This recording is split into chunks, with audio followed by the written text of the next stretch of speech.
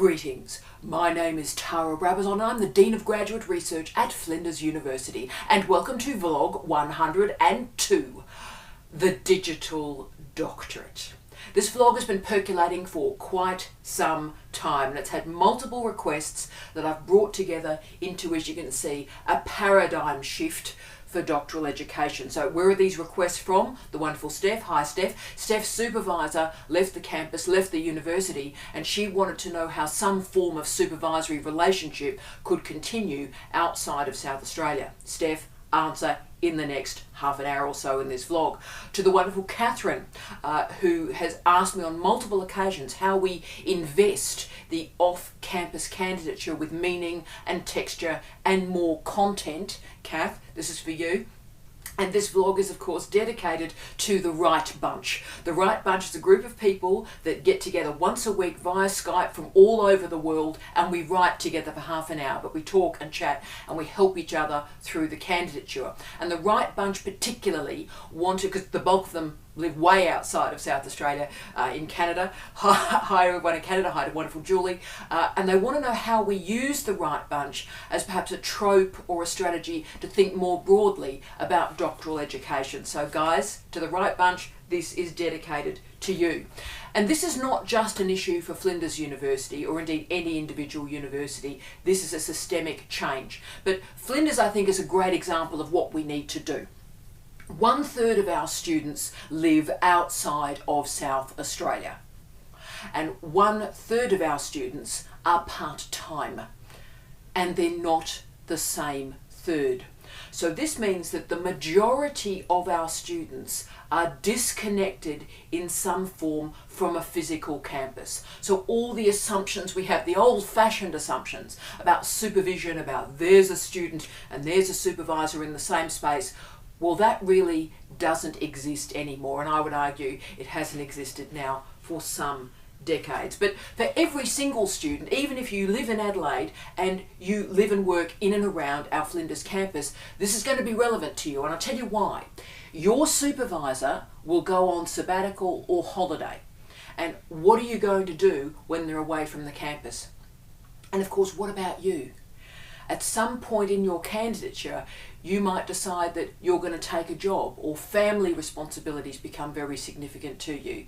And all of a sudden, those analogue expectations about physical relationships in space in your candidature suddenly dissipate. So what are you going to do? So the notion that a student and a supervisor both work and will meet in Bedford Park or Tonsley or Sturt is simply not a reality for the bulk of our students. And of course, it's not going to be a reality for the bulk of our students through 3 years of a candidature. And that's the point I'm making to you now, because the higher education sector right now is incredibly volatile. The idea that you and your supervisor will share a physical space at the start of the candidature and at the end of the candidature is naive. Okay, 3 years is an incredibly long time. 3 years ago, I was working in a different university in a different state, and 3 years before that, I was working in a different university in a different country. We're dealing with a precariat workforce, guys. We can't predict where we're going to be in 3 years' time. I couldn't tell you where I'm going to be in 3 months' time. That is the reality of higher education. And if you think you're supervisor and you're going to be here in 3 years' time, guys, that simply may not be the case. So in your head, you've got to have systems and strategies and policies in place to understand how you'll manage the vagaries of higher education and the higher education workforce so that you finish that PhD. The question is how you're going to manage this volatility, and that's why I want to introduce two shapes to you. Love a bit of shape work, love a bit of shape work. And so I've got two shapes to introduce to you today. The first one is a very simple one. It's a horizontal line moving from admissions through to progression, through to examination. That's your candidature. So think a horizontal line and how you move through those stages. The second shape, as you see, features quadrants. And like there are 4 of them, like They're analogue, digital, asynchronous, and synchronous. Now, each of these 4 squares are important, are significant to your PhD, and each square talks to the other one. So they have specific applications for you and your behaviour through your PhD and your relationship with your supervisor. So just to give you a few examples, digital synchronous is Skype, digital asynchronous is email, analogue synchronous is a face-to-face meeting in your supervisor's office, but analogue asynchronous may be me downstairs reading a paper draft of my students' work. So all of the squares have different relationships, and there's so many productive applications and behaviours that can occur if we think about the new types of relationships that can emerge.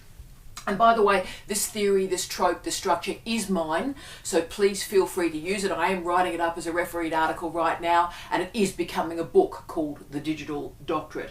But what I intend to do is, I've actually formally done, and a sort of not on a whiteboard, I've formally done these 2 shapes on a handout for you that I'll do links to and in the information bit of this YouTube video, so you can really print it out and have a ponder, have a reflection on how these quadrants impact on your career.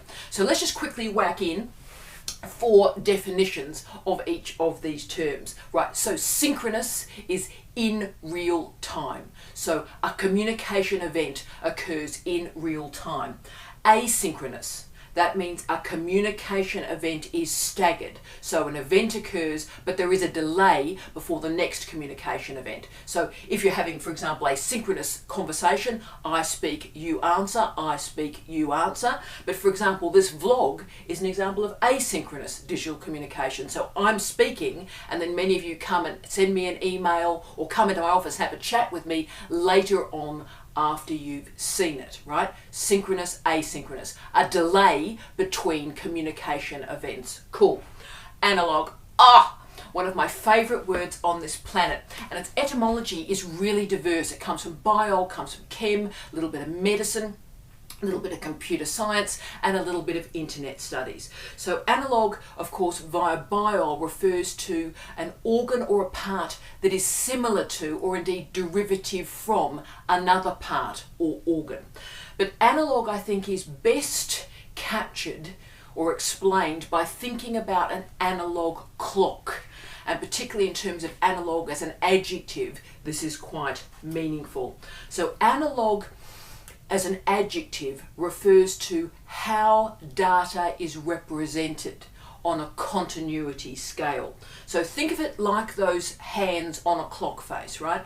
An analog clock, the hands are continually moving. In fact, you can't see the movement. They're just gently and continually moving through time. Yep. Compare that to a digital clock. 2:34, click. 2:35, click. You don't see that smooth continuity in the representation of data, or in this case, time. So analogue, via this definition, this then leads into computer science and internet studies, analogue is that which is not digital. So it's been used in internet studies to describe physical objects. So that's bodies, but also objects in physical space. They have physical qualities that are different from digitization, pixelation, and screens. So via this new definition, analog and digital are binary oppositions. So bodies versus screens. But it's also used pejoratively in internet studies. So you're so analog, meaning you're not modern, you're not digital. We're not using it like that today. So digital is the culture, the media, the economy that's founded and developed through binary codes. So for me, the characteristic of digitization is mobility. Redundancy is reduced through packet switching. So information moves through space and time. That is digitization. So the point of thinking about analog and digital, asynchronous and synchronous in doctoral education means that I want us to start talking about architectures of identity. This is a big phrase right now, architectures of identity. So what it's suggesting is who you are transforms through digitisation, deterritorialisation and disintermediation. So that means new opportunities exist for how you present yourself in different spaces, different times, different portals, different interfaces. So what I'm arguing for today is you as a PhD student start to think about how your architectures of identity transform when you summon one or more of these quadrants in interesting ways. And just to remember, just because a technology exists doesn't mean it remotely is going to help your doctoral candidature. What I'm asking when we're thinking about technology, that you demonstrate consciousness. Just because tech exists doesn't mean it should be used, and certainly doesn't mean that it's used well. So think about your learning outcomes, what you want to achieve through this PhD, and that will determine, I think, which of these quadrants become important to you through each of the stages of your candidature. So let's now talk about this life cycle of a PhD student, admissions to progression through to examination. And let's start with admissions. A big hi to everyone out there who's about to start or who is thinking about starting a PhD.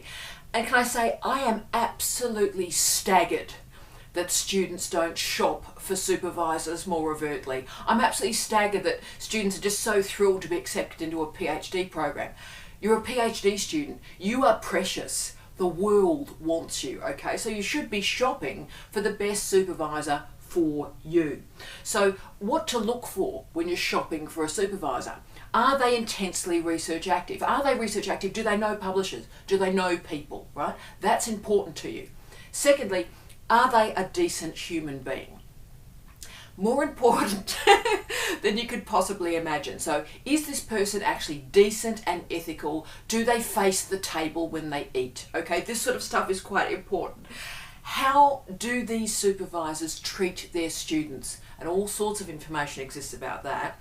And do they finish their students in the minimum time? All these data sets are available and you should access them. So this is digital asynchronous material. Look down their Twitter feed, look at LinkedIn, see what's available on Facebook, check what sort of person this supervisor is. So then at that point, summon the synchronous conversation, either analogue or digital. Go into their office and have a chat, or indeed phone them up on Skype, so digital synchronous. So use the synchronous elements to check that this person really is the best supervisor for you. Also, and look, students don't do this enough, talk to other students that supervisor has supervised, okay? Use Twitter, use LinkedIn, use Facebook, use email, talk to the students. The students invariably will tell you the truth. Whenever I'm possibly thinking about taking on a student these days, the first thing I say is, talk to 3 or 4 of my students. Here's a list of 15. Talk to them and see if my style of supervision suits you. So there should be no reason for any surprises these days. There's that much digital material available on every single one of us. There should be no surprises. Okay, so you found a great supervisor, admissions. You found a great supervisor by digital or analogue means. Let's go to progression. This is where the bulk of you are right now. So you are enrolled in a candidature. What exactly is that going to look like if we think about these 4 quadrants? Well, I'm going to focus on meetings, milestones, and feedback. Okay, they're the key bits that are going to move you through to examination. Right, all the research shows the characteristic of students that finish in 3 years is a weekly meeting. Full stop. And remember, that weekly meeting can be 30 minutes, but a weekly meeting is the characteristic of a student who gets through in 3 years. But where it gets interesting, and this is really what changed my life about 6 years ago when I started developing this model, is the research suddenly showed that it didn't matter if those meetings were digital or analogue. So that meant, it didn't matter if the meetings were via Skype or in somebody's office. It just mattered that they were synchronous, right? So therefore, off-campus students right now have as much opportunity for that quick PhD candidature as someone on the campus because of the synchronous Skype meetings. So remember, The key, if you want to get through quickly, the key is a synchronous meeting. And it doesn't matter if it's digital or it's analogue. So let's move to feedback, the other area where there's a lot of complaints from students. Now, feedback can and should be delivered digitally or via analogue means. But remember, feedback is always really asynchronous. There's a gap between you presenting work and you receiving feedback. Now, the challenge comes in with students, the length of that gap between you presenting the work and receiving the feedback from your supervisor. Now, this is the rub with the system, because what is the right amount of time to expect feedback from your supervisor? Now, I try to get everything back to my students in a week. It is sometimes challenging, and obviously if I can do it in a day, I will. If I get a piece of work and I've got an afternoon free, then I will try and do that work in real time and return it to my students. And you know, those 10 drafts I do with my students at the end, we try and do in 10 weeks. So that means a draft a week. But also there's no doubt that feedback is one of the big areas of complaint from students. They do not receive, and I'll use the adjective, timely feedback. Now, I understand the frustration there, I really do, and actually I understand it from both sides. What I'd ask though, that students do talk with their supervisors about what timely feedback means. So when you present a piece of work, be kind to your supervisor and say, you know, Phil, thanks so much for accepting this work. What's your next week look like, mate? What's the next week look like? When do you think I'll get this back? Ask them. Don't be frightened, but just ask. And as academics, we will be honest with you. And just something from an academic perspective to remember is we don't control about 90% of our work day. Okay, about 90% of our work day is timetabled and organised, right? We have flexibility in about 10% of our day, and that's when we mark our undergraduate work, mark our honours work, mark our master's work, and give you as PhD students feedback. Can I say it's also the time where we as researchers do our research. So what you're picking up is in the academic system, there isn't a lot of flexibility, guys, if I'm honest with you. And that's why every now and again bad stuff happens. So the week before last, I received 5 PhD drafts in one day. So I had 480,000 words that were presented to me in one day. And it just happened to be, as always, the week where meetings are everywhere, I'm losing full days, you can imagine the nightmare. Now, I managed to finish 3 of those 5 drafts in 5 days. So that was great. So 3 of the drafts went back and I went, right, well, the last 2, I'll do 1 on the Saturday and do 1 on the Sunday. Okay, but of course, much to my horror, one of my wonderful students, of course, emailed me on Friday, one of the 2 I hadn't finished, and said, right, well, where is my draft? And sort of, I just wanted to kill myself. I just wanted to throw myself off a balcony going, I'm working as quickly as I can. I'm not breathing. I'm doing work while I'm on the toilet. I mean, this is getting really involved here. So I got really upset at myself that I thought, oh, look, I'm just not really doing enough here, right? So, and of course, then she got the draft back on the Sunday. I worked all day for her on the Sunday to get that draft back. So do be a bit kind with your supervisors, because sometimes we do have those shocking weeks and every single student submits work at the same time. So do remember, they want to read your work, but their asynchronous time that's available to offer feedback is often very, very limited, particularly during term time. Yep. So feedback is crucial. And it is important, and Alex, I know you disagree with me, feedback is crucial, but it is important that you move between analogue and digital feedback. So what I would argue is paper drafts and screen-based drafts pick up different things. So it is important, I think, to move between the drafting modes, between analogue and digital. Okay, milestones. Now I know, Julie, you have big interest in this, and this is the bit of the vlog that I wrote for you, my love. So there is absolutely no reason why an off-campus student should have to travel to the campus to deliver their milestone event, full stop. Now I know that colleagues disagree with me, and I'm just sorry, but I'll be really clear on this. I cannot see any reason why somebody should have to get on a flight, leave their family, their friends, spend all that money to get a flight and a hotel, 18 hours of travel to deliver a 1-hour seminar. That just does not make sense to me at all. 20 years ago it might have, but now, right now, it seems bonkers because we've got Skype, we've got Adobe Connect, we've got Zoom, so it is possible to have a synchronous digital milestone event. So someone is not travelling from Alberta to deliver a 1 hour seminar. That seems crazy to me. It is no longer required, okay? Also remember that digital asynchronous options are also available. So as part of your milestones, we ask that you show oral communication skills, right? That doesn't mean you travel to Bedford Park and you deliver a seminar. You could use podcasts, you could use videos like this to show that you're able to communicate your ideas. So digital asynchronous is available and you simply show that link on your milestone. And if I can just do a shout out to my wonderful namesake Tara, the wonderful Tara from Speech Pathology. You rule, Tara.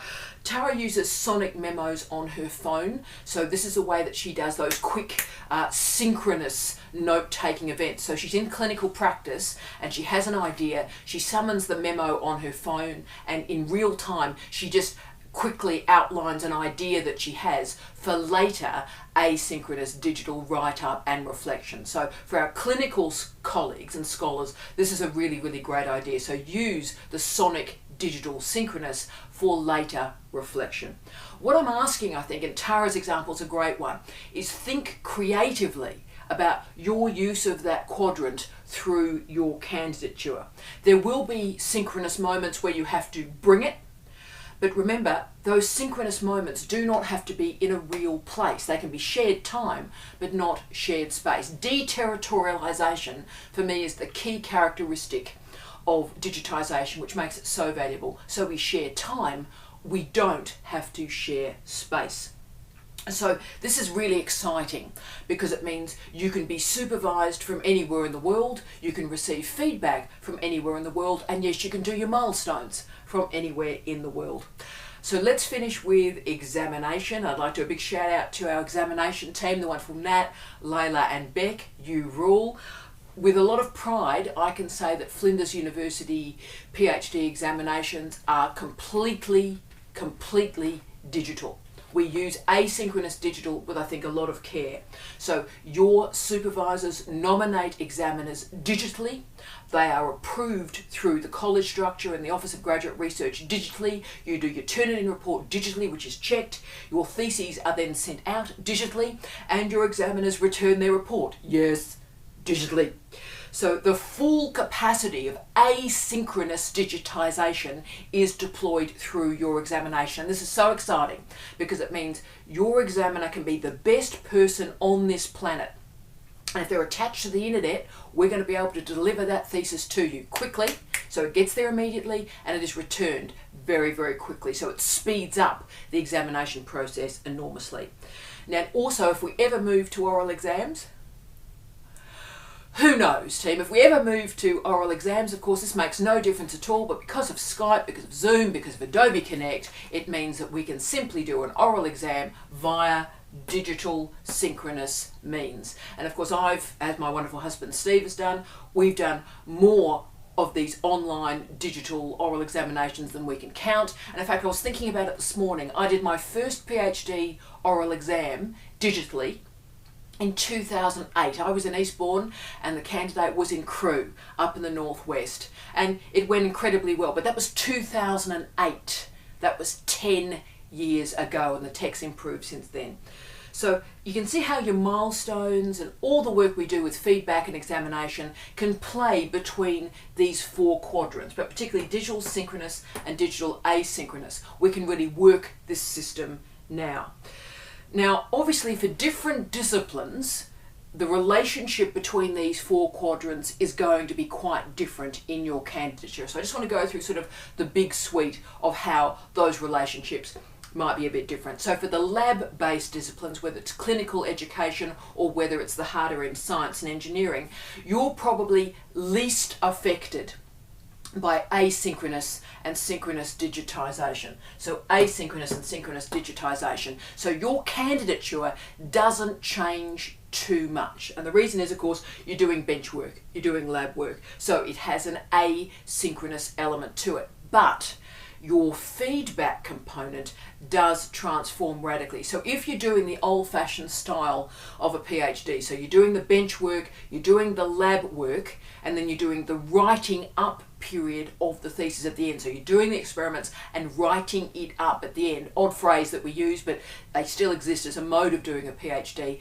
Then that writing up phase can happen anywhere. And as we're increasingly seeing, our wonderful students are getting a job in the final 6 months, and then they're writing their thesis up while in this job at a very remote location and digitally keeping in connection with their supervisor to offer them feedback. So digital, synchronous and asynchronous might dominate the end point of your candidature, but analogue, synchronous will continue to dominate, I think, the lab-based candidature, okay? But all sorts of options are available, as I said, in that writing up period. So think about that.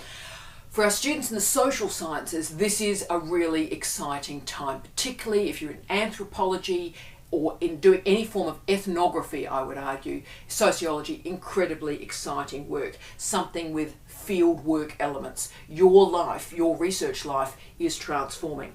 So when you are in the field, you are living asynchronously, but you're also particularly living analog synchronously. You're experiencing the field in real time, but your reflection on it is asynchronous and digital. So this is fantastically interesting in terms of reflection on ethnography. You're also going to be able to keep in touch with your university and your supervisor while you're in the field, and again that's brand new and interesting and enabled through digitisation and particularly deterritorialisation.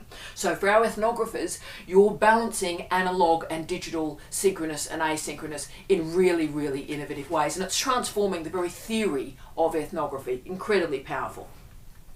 But I think probably some of the most exciting developments are occurring in the theoretical theses, right? Now, often a lot of these are located in the humanities, but all sorts of fantastic theoretical theses happen in physics, in mathematics, and also science communication, science literacy is really going to become a growth area in the next 10 years or so. But digitisation really is transforming these theoretical theses. In previous years, much to my horror, theoretical theses used to be referred to as desk research. So you're doing desk research. How incredibly boring, yawn. Well, now the desk is actually a TARDIS and you are a Time Lord, because your desk travels. Through digitisation and the open access movement, you can engage with the most rich, evocative, powerful, passionate, edgy material on this planet right now. This is a very exciting time for you. You are not limited by your body. You are not limited by the limitations of what your desk is doing or your library is doing. This is brilliant. You are fully deterritorialised. You are a Time Lord. Remember this. But it also means that if you're an inverted commas desk researcher, you can select the best supervisor on this planet. You're not limited to an office, you're not limited to a library or an archive. You can find the best person for your project. So this means, particularly if you're not on scholarship, and in Australia about 2/3 of our students are not on scholarship, a much higher proportion of non-scholarship holders exists in other nations obviously, but if you're not on scholarship, then you can seek out the best supervisor on earth, and that person will supervise you to completion in the minimum time. You're not limited to what's happening in Adelaide or what's happening in Singapore, what's happening in Christchurch, what's happening in Johannesburg. You're not limited to any of that stuff. Where your body is not where your thesis needs to be. So we're now at a point in supervision and examination where you can be in one location, your supervisor can be in another, and it makes absolutely no difference. How exciting is this? So what I've tried to do in this vlog, and indeed through this quadrant, is make you aware of all sorts of options that are available to you now and perhaps in the future, and also when you are supervising and examining. So don't think for one moment that how your supervisor was supervised is how you should be supervised. The world has changed not only in 20 years or 10, but it's changed in the last 2. These are really exciting times. We have these 4 quadrants: analogue, digital, synchronous, asynchronous, and they combine in innovative and new ways to transform what we do in doctoral education. So have a think, what suits you, what suits your partner, what suits your family, what suits your workplace now and going into the future. You've heard me say so often, team, that digitisation gives PhD students power. You have power to choose. You have power to create a customised, bespoke candidature that suits your life and your future. And isn't that exciting? So think about the architectures of your identity and how it creates an architecture of your supervision. So exciting, exciting times. I wish you love, light and peace. Tea out.